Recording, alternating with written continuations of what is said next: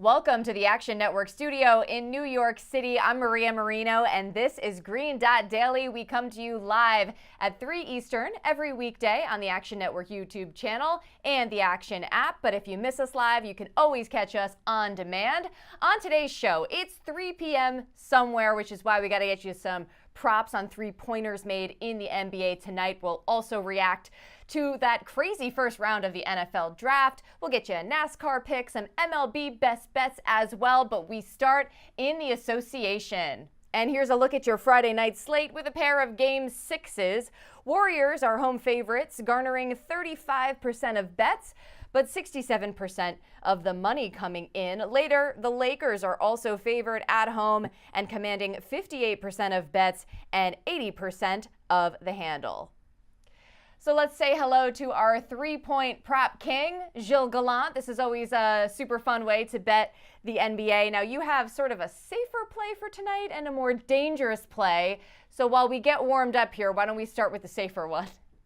Yeah, I mean, three-point props, there's never really a truly safe angle to take, but I do feel like this one has way less risk.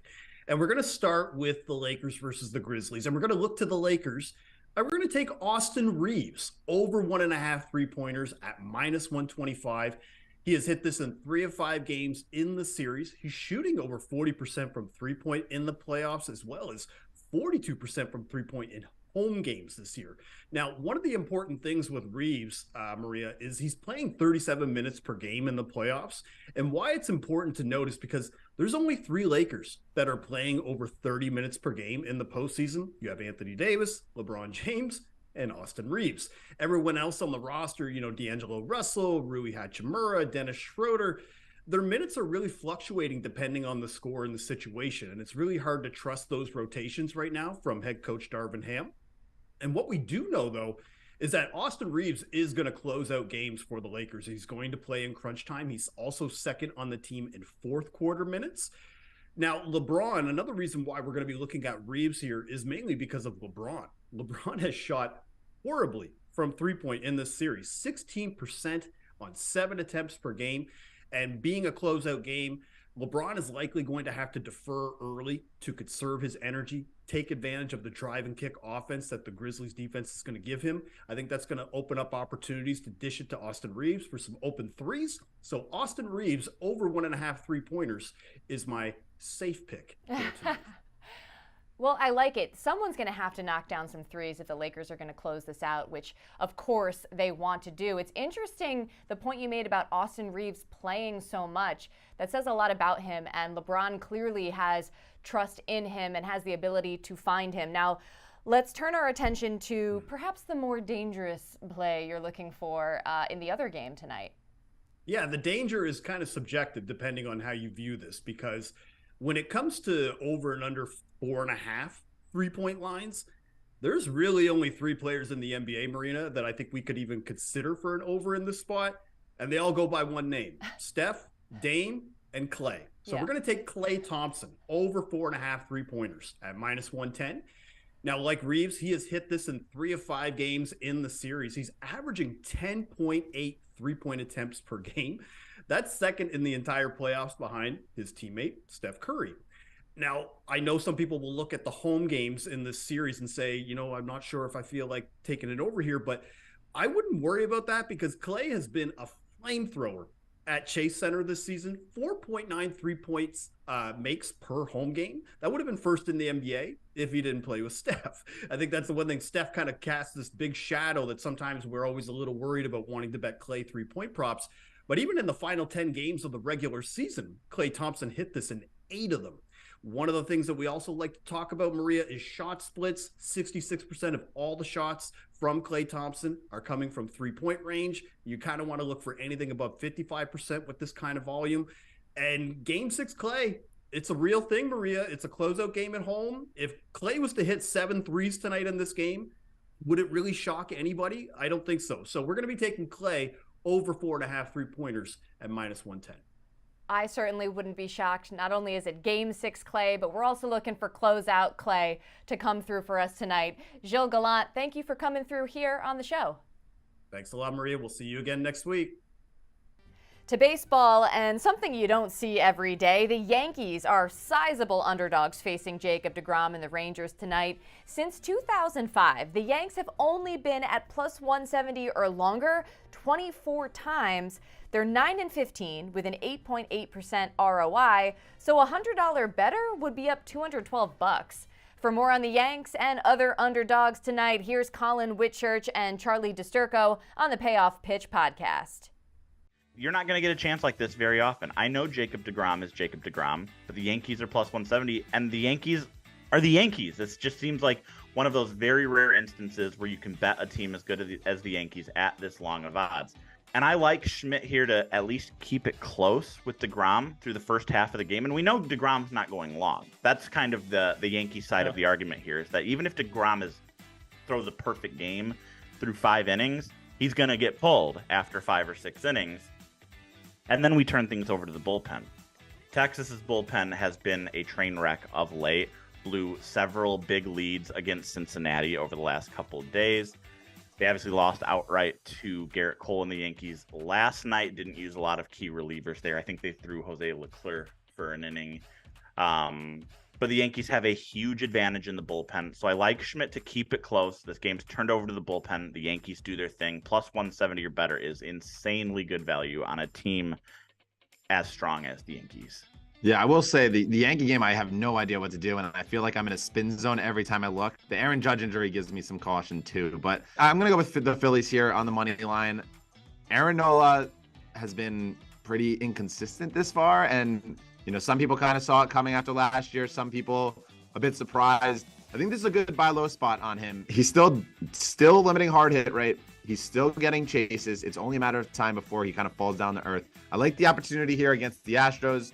Yordan Alvarez probably back in the lineup tonight. But if he misses, that's another 10 cents that gets knocked off this plus 130 price. Philadelphia, as far as bats go, they're playing a lot better as of late, and they're in their positive split. All last year, we talked about how good they are against left-handed pitching. Well, they're better. They're getting the left-handed pitcher tonight, and I think they're going to win this game. So plus 130, it's good value for me. I'd back it all the way down to about that plus 120 mark. Green Dot Daily is presented by BetMGM. Use bonus code ACTION when signing up to get up to $1,000 paid back in bonus bets if you don't win your first bet. Terms and conditions apply. Gambling problem? Call 1-800-GAMBLER.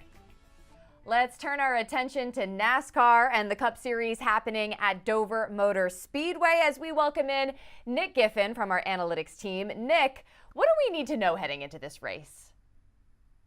Yeah, Dover is a very unique, very interesting track. It is a 1-mile concrete track, and it's steeply banked in the corners. So it's pretty unique. It's tough to come up with any comparable tracks to it, but if we do want to look at some similar tracks to kind of build our sample size of data to look at when trying to handicap this race, we can use the other steep tracks, namely Bristol, the half-mile concrete steeply banked track, and then 2 longer asphalt tracks, Homestead and Darlington, also steeply banked. But by and large, Dover track history seems to be very important. Also, threat of rain in the area for both practice and qualifying and for the race. They have moved the start time for the race up from 2 p.m. Eastern time to 1 p.m. Eastern time on Sunday to try to beat the rain as much as possible. So definitely could make things a little bit interesting if we have to race on multiple days as well. So what did you come up with for your play for this weekend? Yeah, this is a tough weekend to handicap because my model is very in line with the market. So it's a lot of thin value out there in most places. Thankfully, BetMGM came through for us overnight and added a couple extra head-to-head matchups, and that's where I'm looking. I'm going with Ross Chastain plus 125 over Chase Elliott. So last year, Chase Elliott did win this race at Dover, but I'm still going to back Ross Chastain here because Ross Chastain was fastest in average green flag speed. So he actually had the fastest car over the whole course of the race. He just didn't quite have the track position compared to Chase Elliott, and it is pretty tough to pass at Dover. Chase Elliott, he himself is coming off of a severe leg injury. He broke his tibia at a skiing accident, snowboarding accident, I should say. And Dover is one of the most physical tracks on the circuit, very physically demanding. So while Chase Elliott has come back and raced 2 races since his leg break, they've been maybe on the less physical variety. Dover's going to be very physically punishing. I wonder if it's going to cause issues for him over the course of 400 miles here, 400 laps at Dover. Ross Chastain, he also just thrives at these steep tracks. I mentioned the comparable tracks earlier. Homestead, Darlington, Bristol. Ross Chastain thrives at all of those. He finished second last year at Homestead. Arguably, he had the best car at the first Darlington race before he got involved in a crash there. And I talked about how last year he was tops in average green flag speed at Dover. So Ross Chastain is a very strong track type for him. So while I do have Chase Elliott favored here, it's only a small favorite. I have him about a 52.5% favorite to beat Ross Chastain, but that only equates to, plus 110 as fair value for Ross Chastain, and BetMGM is giving us plus 125. So best value I found on the board heading into the weekend. That's a nice edge and just a creative way to bet this race with that head-to-head matchup. Nick Giffen, thanks for joining Green Dot Daily. Absolutely. Enjoy the race, everyone. To the NFL draft, and earlier this week, a Reddit rumor was the catalyst for Will Levis odds to be drafted first overall to significantly narrow. But Thursday night, he slid all the way out of the first round. Here are team odds to select him moving forward. The Titans are at plus 200, followed by the Rams at plus 350, Raiders at plus 750, then the Lions and Buccaneers are tied at plus 1200. As we welcome in Tim Kalinowski. Now, you do a podcast with our producer, Charlie DiSturco. I have to give him a shout out because he did say Will Levis was not a first round pick or worthy of a first round pick. That being said, is he your biggest loser from draft night? Yeah, he is, and I do feel bad for the kid, to be honest. Maybe we should have included CFL odds and XFL odds on that graphic as well. I do feel bad for the guy. I mean, he is the biggest loser of the draft just because, just sitting there with the camera in your face. I was thinking last night, I don't know, unless I knew for sure I'm going to be the first overall pick. I'm not sure I would want to go to the green room and do that. Why? It's it's going to be one of the biggest, regardless of where you go, it's one of the biggest celebrations, one of the biggest milestones of your life. And it's why would I want to subject myself to this? Regardless, when I get picked, my family's going to celebrate. So I wouldn't. It's hard to watch. I felt bad for him. Well, the thing that's really harsh about it is he had said previously that he didn't really want to even attend the first round of the draft unless he was pretty sure he was going to go in the first round, because again, you become the story. People are sitting and waiting and watching you. So this was kind of worst case scenario for him. I saw that clip this morning. I had not seen that prior. There's a clip of him saying exactly what you said. He's like, I don't know if I'd want to go unless I'm, for sure going to be in the top 5 or something. So I saw that. I'm like, poor kid. His head was in the right place. Yes, that it was. Sucks. It was. But I do think this could actually end up being okay for his career moving forward. Who's your biggest winner of draft night? Well, my biggest winner are people that still believe in running backs, because man, oh man. Between Gibbs and Bijan Robinson, Atlanta, what you have so many holes on your team, and you go running back. And look, I love me some Bijan Robinson, and I love me some Jahmyr Gibbs, but I'll just do this. Top 5 rushers last season, rushing yards: Josh Jacobs, Derrick Henry, Nick Chubb, Saquon Barkley, Miles Sanders. 3 of those 5 second-round picks. All right, you want to do it by touchdowns? Leader in the NFL in touchdowns last year, Jamal Williams, undrafted, or excuse me, 4th round.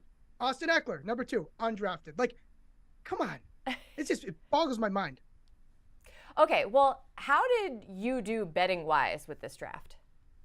I actually did, I cleaned up, I'll be honest. I had no bets going into the day. I didn't have a single bet. And I just said, you know what? I'm not going to bet this. It's such, it's an information market. We all know that. Right. I didn't have any information. So I wasn't going to go and put money anywhere without any information. And then once the steam started to come with CJ Stroud, I was like, maybe I can catch it. So I basically had 2 bets, and it was Stroud to go number 2. And then at one point I took Will Anderson to go under 3.5. And my bacon got saved on that one with the Texans trading to that 3rd spot right after selecting 2nd. What about Richardson at 4? I predicted that. I also had Richardson under 4.5. I had Richardson under 7. So I guess I did, but that was for pennies compared to my Stroud bet. And look, so I rep my my Gators today. Go AR-15. Well, listen, well done.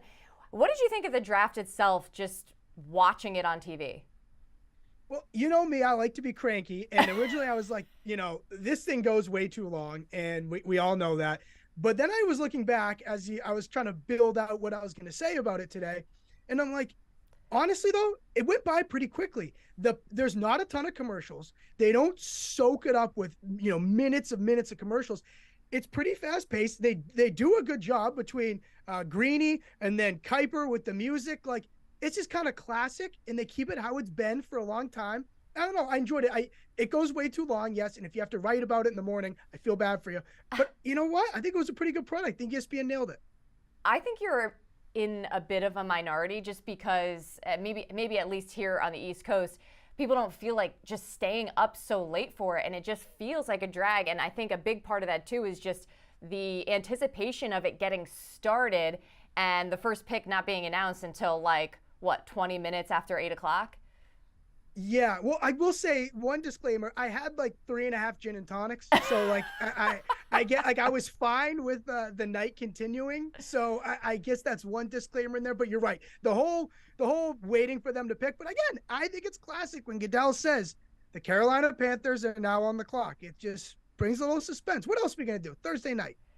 Okay, so what I'm getting out of this as far as betting advice is have a few gin and tonics before so that you actually enjoy the NFL draft, and also wait until everyone else has a pretty good handle on what's going to happen and get that perfect timing down when you place your bets. Exactly. And I placed all my bets, that's the steam happened, and then I made my first gin and tonic. That's what you do. You always bet before you drink. That's big time. I never really thought of that, but it makes a lot of sense. Bet before you drink. All right, Tim Kalinowski, thanks so much. Have a weekend, Maria. Thank you. Thanks. Oh, remember, any picks that we give out here on the show, you can easily reference by following Green Dot Daily in the Action app. We keep track so you don't have to. Green Dot Daily is presented by BetMGM. Use bonus code ACTION when signing up to get up to $1,000 paid back in bonus bets if you don't win your first bet. Terms and conditions apply. Gambling problem? Call 1-800-GAMBLER. That's a wrap for Green Dot Daily. I'm Maria Marino. Thanks for hanging with me all week long, and I'll see you back here Monday at 3 Eastern on the Action Network YouTube channel and the Action app.